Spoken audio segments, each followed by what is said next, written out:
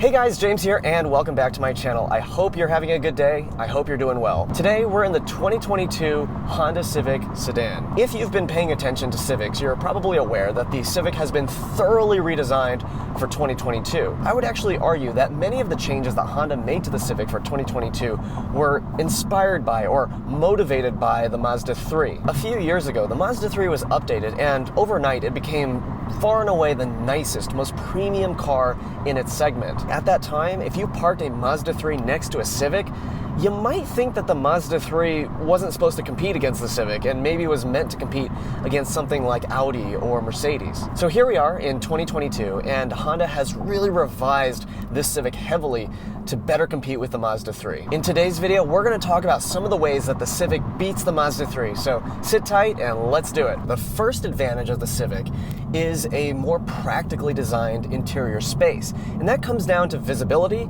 and interior volume. As soon as you hop into the Civic, you realize that the visibility in this cabin is really good. The belt line is really low, and what that enables you to do is sit really low in the car, which I personally like. And in terms of interior volume, the front seats are about the same as they are in the Mazda 3. There's no huge difference here, but the rear is noticeably more spacious. So if you have a lot of rear passengers, that's going to be an advantage of the Civic. So a more practically designed interior is the first advantage of the Civic. And the second advantage is the fact that you can get an infotainment system with a touchscreen. I know a lot of you guys actually prefer the rotary style system in the Mazda, and it's a really good system. It's actually modeled after BMW iDrive from about 12 years ago, so it's a good system.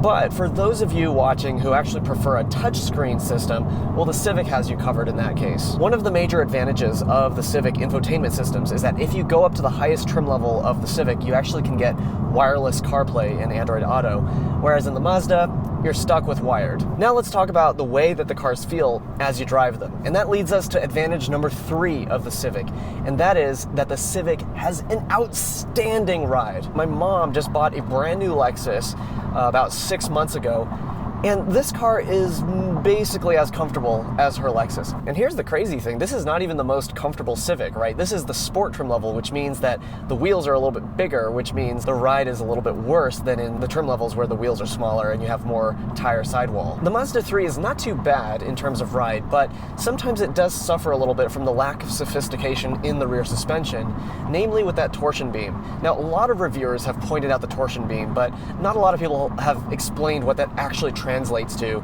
in real-world scenarios. In the real world, the Mazda 3 suffers from a little bit of bounciness in the rear suspension, and occasionally, if you go over certain types of bumps where both of the rear wheels are moving sort of in concert with each other, like say coming off of a speed bump a little too fast, sometimes you'll get this nasty thud. The Civic doesn't suffer from any of that weirdness, and honestly, if the cabin were just a little quieter, this would feel exactly like a luxury car. The ride is that good. Now let's talk about the drivetrain in the Civic. Even though the Civic is a slower car than the Mazda 3, I think there's a certain level of refinement and modernity in the Civic that you don't quite get in the Mazda drivetrains, and that is advantage number 4 of the Civic sedan. If you look at the horsepower and torque numbers of the Civic Sport model and you compare them to the Mazda 3's volume engine, which is the 2.5-liter naturally aspirated version, you'll see right away that the Civic has less power and less torque. But I would say that in real life, the Civic feels just barely slower than the Mazda 3. And I think that comes down to a more sophisticated tuning of the drivetrain. In sport mode, the Civic's CVT has a certain behavior that actually mitigates the downsides of a CVT. Now, the downside of a CVT is mainly in the fact that when you press down the gas pedal, the CVT will get down to business trying to change the gear ratio to give you more power. But Honda knows that in sport mode, you want better response. So very smartly, what the CVT will do is for a split second after you jab the gas pedal, the CVT will hold that ratio that it was at, and then it'll change its gear ratios in order to give you more power. So you get that little jolt of responsiveness followed by the change in the ratio to give you that better acceleration in the end. All in all, you get much better fuel economy in the Civic than you do in the Mazda 3, and that better fuel economy doesn't come at a huge cost in terms of driving experience. And the final area where I think the Civic beats out the Mazda is how well implemented the driver assistance technologies are. car. A really clear example of this is adaptive cruise control. In the Mazda 3, adaptive cruise control is nearly useless because of how aggressively the car uses the brake and the gas.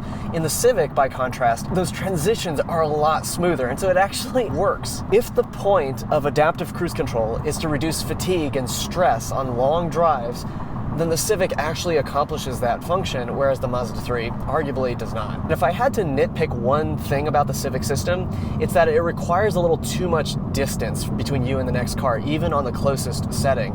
And I'm not a tailgater. My friends make fun of me for leaving so much space between my car and the next car.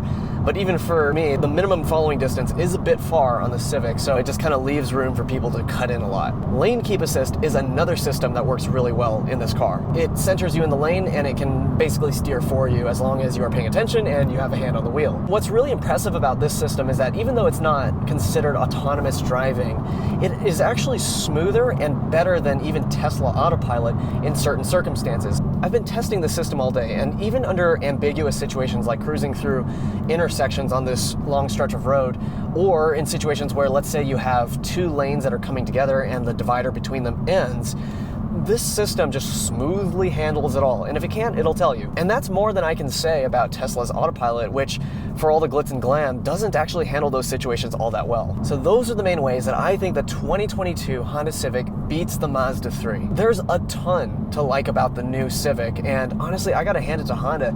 They did a fabulous job with this generation. And the fact that this Civic generation is so excellent makes me more excited to see what Mazda comes out with in a few years for their next Mazda 3. But that's it for today's video. Thank you so much for watching until the end. And if you found this video to be helpful or interesting, if you could do me a favor and hit that like button down below, it really helps out this little automotive channel that I've got going on here. And it also helps the YouTube algorithm know that, hey, this was a video that you enjoyed or found interesting and helpful. So it'll send it out to other people who might benefit from it. Also, consider hitting that subscribe button if you're not yet subscribed so you don't miss any of the videos that I have coming out. I have more car reviews coming up, as well as just chit chat about whatever is interesting in the world of cars. My name is James. Thank you so much for joining me today. I hope you have an awesome rest of your day, and I will see you in the next video.